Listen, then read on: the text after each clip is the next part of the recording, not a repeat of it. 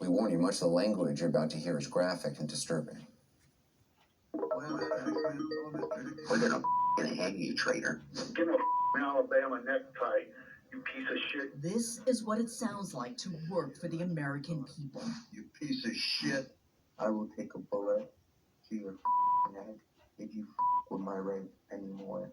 From members of Congress. Tell that kid to watch his back. Tell him to watch his children. He's gonna die. To your local government.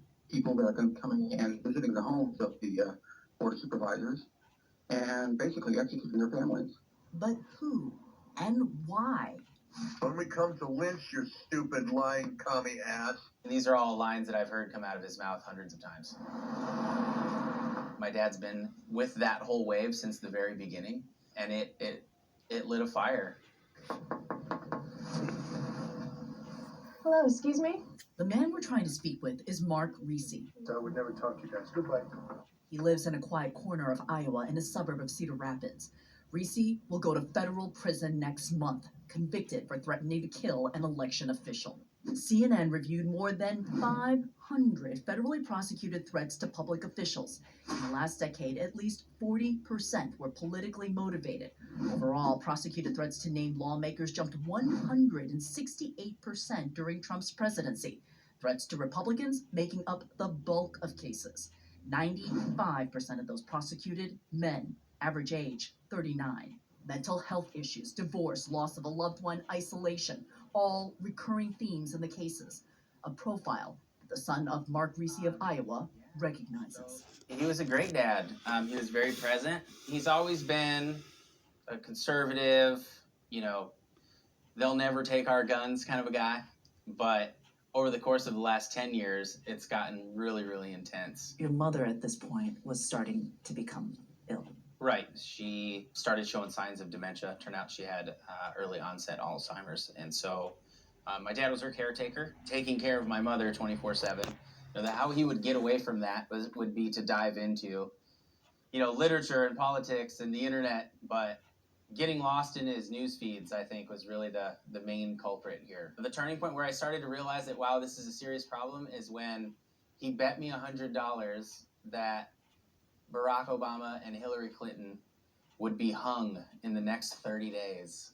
The final break between father and son happened during protests after the police murder of George Floyd, when his son supported a local Iowa march. I got a message from my dad in the middle of the night that said, your boys Antifa are now a terrorist group. You come in my house and I will drop you like the sack of shit you are. I never want to see your stupid face again.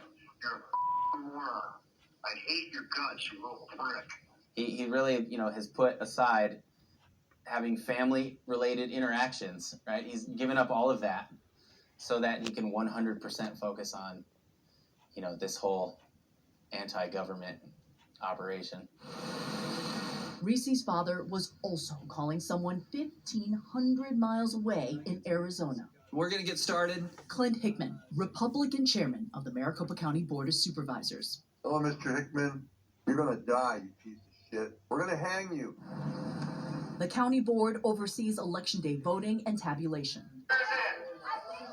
Starting in 2020, lies spread into conspiracies and threats. There were hundreds upon hundreds of terrifying calls. Hey, Clint, and liar, you goddamn CCP butt-ribbing piece of shit, pile of shit. You fucking great reset corrupt politician. I've lived through, my staff, this county has lived through a mountain of threats, and this is basically, in my case, the one guy that was caught. Reese will spend 2.5 years in prison for the threatening call he made to Hickman. I'm just a public servant and representative that has the audacity to take part in running fair and clean elections. And if law enforcement can catch them, I'm absolutely there to see people to go to jail because I'm worried about our election workers. The Mark Reese case epitomizes the type of conduct that the task force is trying to combat. And that's because it threatens the foundation of our democracy. Death threats are criminal, and they will be prosecuted. John Keller leads the Election Threats Task Force at the Department of Justice, formed after the 2020 election. The task force currently has dozens of active investigations, but Keller says it's a drop in the bucket. We can only investigate and prosecute threats of unlawful violence. What percentage are cases that just don't meet that standard? Over 90% are That's cases a that do lot. not meet the standard. And it gives you a sense of what the election community is dealing with and what they're facing and why we can't prosecute our way out of this problem. 1 in 5 election workers signaled they wanted to quit after the midterms. More than half worried about their safety. What do you think as we look ahead into this election year? Are there going to be more people like your father? I mean, I hope not, but I know that there is going to be, right? Like, I'm actually pretty scared to see what's kind of on the horizon there.